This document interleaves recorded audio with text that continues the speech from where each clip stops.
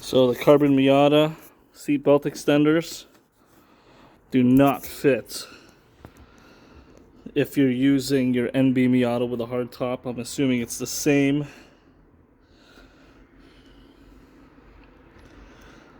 So I tried flipping the sides.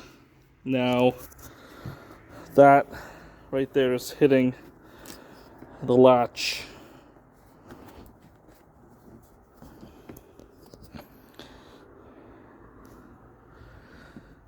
For the hard top. So those are pretty much useless if you have an NB Miata with a hard top. It does not fit. It hits the latch and it hits both ways.